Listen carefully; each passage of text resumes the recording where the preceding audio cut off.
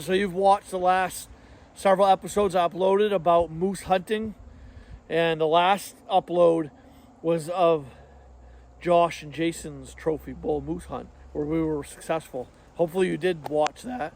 But after you watch this one today, you'll definitely have to binge watch the previous uploads that also had to do with moose hunting in general. So in this episode, it's all about how to get your moose out. So you spent all that money and did all that scouting and put forth all that effort, hard work and effort to get your trophy bull moose down on the ground. Now what? What do you do next? How do you get that large mammal out of the woods and whole, for that matter? Do you want the animal to be whole and all intact, just as is? Do you want to get it out of the woods as you see it laying there? Then, if your answer is yes, and this video's for you, to definitely continue watching. Josh, he had an old GMC pickup truck. I don't know how old, like a 6-cylinder, single cab, 6-foot bed pickup truck. He ripped that bed liner out of that truck, and in the front of the bed liner, the part of the bed liner that would be against the cab of the truck that naturally had a bend to it anyway. And then Josh and Jason, they took a big wooden beam, like one of those 6-inch by 6-inch, those 6x6 like big wooden beams, and cut it to the right length and put that up there, up to the front of that bed liner. And they drilled their holes through the bed liner and that wooden beam, and they put some big bolts through to bolt the bed liner to this wooden beam, and obviously used some washers and nuts and stuff and bolted that all down.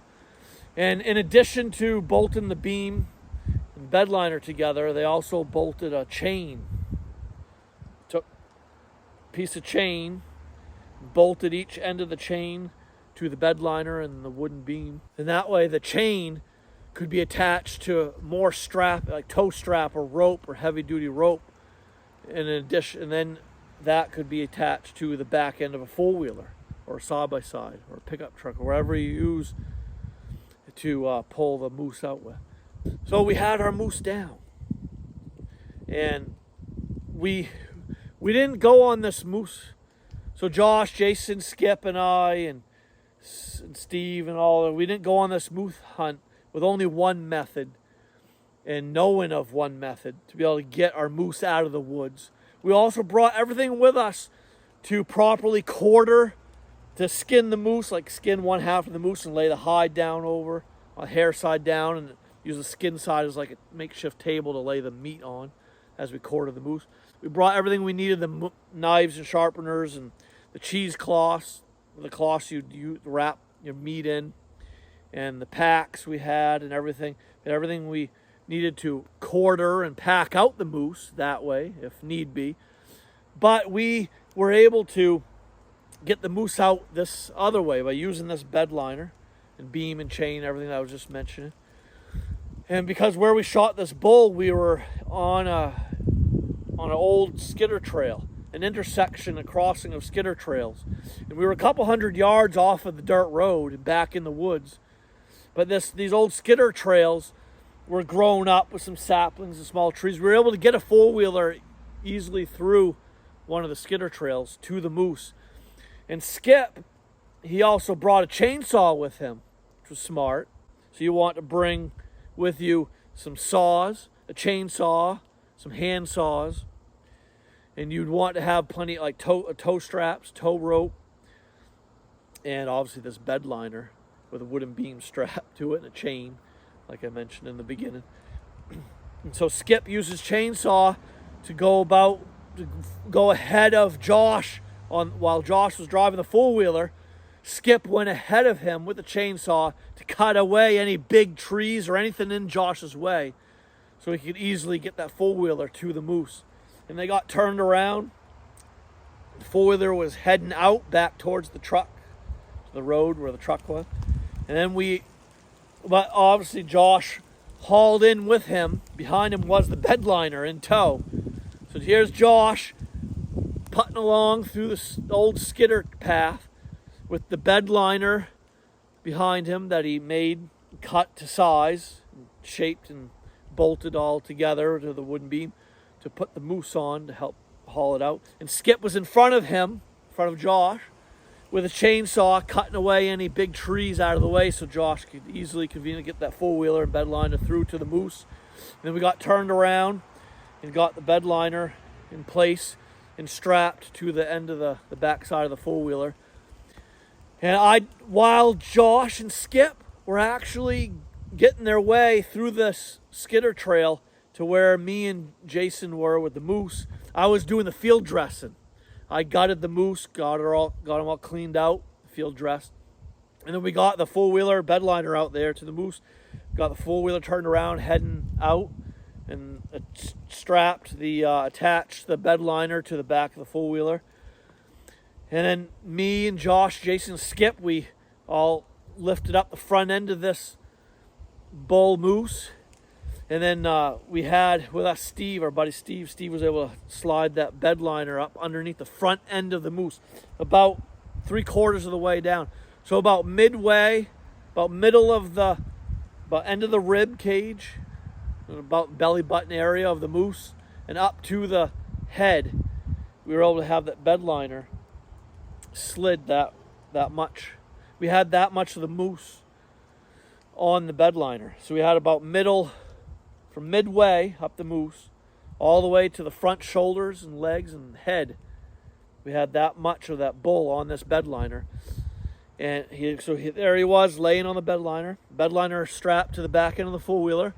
And Josh and Skip sat on the back of the four-wheeler for extra weight to weigh down the back wheels of the four-wheeler because we had to go through some wet holes on the skidder trail. There was kind of like a swampy, wet area that we had to go through, and the four-wheeler sunk and bottomed down, and Josh was hammering down on that. He had to go full throttle with his four-wheeler while Skip was bouncing on the back rack of the four-wheeler to keep it going, to give it traction so that they didn't get stuck, so we didn't get bogged down, stuck in this wet hole.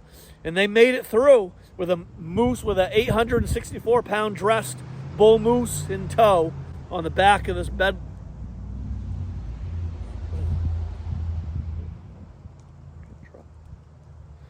And so Josh is hammering down on that full throttle, going through this wet hole on the skidder trail. My word, hold on. A freaking truck. Hold on. Is it still recording? Yep.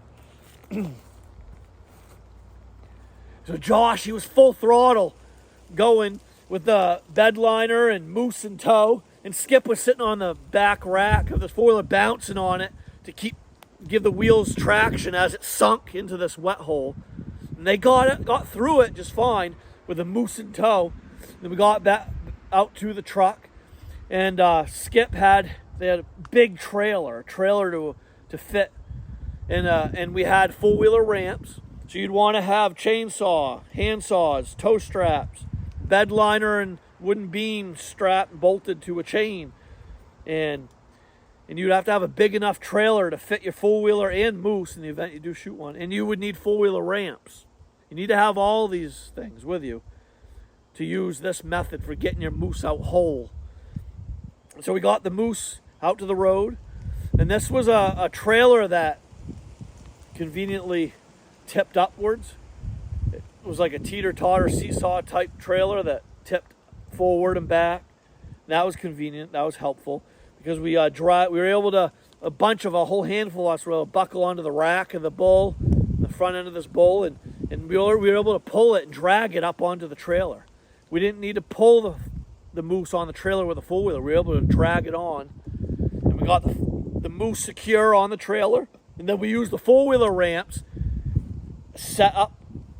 We brought the four-wheeler ramps to the front of the trailer and set the ramps off to the left side of the trailer, and drove the four-wheeler up in front of the bull moose on the trailer and parked the four-wheeler sideways. Instead of straight on, front and back to the trailer, we parked the four-wheeler sideways in front of the head of that bull. And we had the bull moose and four-wheeler and ramps all strapped and secure on the trailer, and we were ready to go, ready to get out and go tag the bull. And I was able to, and then we went back to camp, and I started caping, doing a full cape off the skull. The moose to preserve, to get the pickle and salt to her, to preserve it so it didn't spoil. And then later on, I did the full shoulder mount of that bull moose. I've been doing taxidermy for 3 years, and I did the mount to this nice trophy bull moose for Josh and Jason. And so this is a great method. These are great items to use to get together, to gather, and this is a great method to get your moose out whole out of the woods, so you don't need to quarter it and cut it up, skin it, quarter it, and pack it out. I hope that when you go on your moose hunt and you got your trophy bull moose down, that you'll be able to use this same exact method for recovering your bull and for getting the bull out whole out of the woods to your trailer and back to camp and to the butcher and eventually to the taxidermist, so you can preserve your trophy bull moose. So I hope this was helpful for you. And if it was, could you smash that like button for me before you go? And definitely subscribe to Spikes and Gills and click the notification bell so you'll be notified of all future uploads and down the road. I upload a main episode weekly, and I go live. I do live streaming every Monday nights at 9 p.m., 9 to 10. I go live on Spikes and Gills, and I upload a couple shorts videos every week. So you'll definitely want to subscribe and click the notification bell so you won't miss any shorts uploads or any live streams on Monday nights and future uploads Thursday nights or Sundays. I upload a regular video on my YouTube channel either Thursday nights or Sunday nights. So you won't want to miss any of those. So definitely subscribe, click the notification bell. And if you could, check out the links in the description below, the PayPal links for Wild Maine Outdoors, Hunting Tactics, Tricks, and Secrets, and the Sit Spot, Discovering the Forest Near You. Those are my 2 books.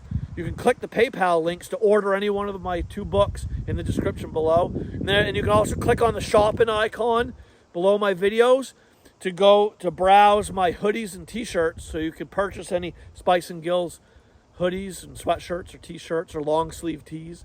And also check out my books, Wild Maine Outdoors, Hunting Tactics, Tricks, and Secrets, and the Sit Spot, Discovering the Forest Near You, in the description below. So definitely smash that like button. Don't forget to subscribe.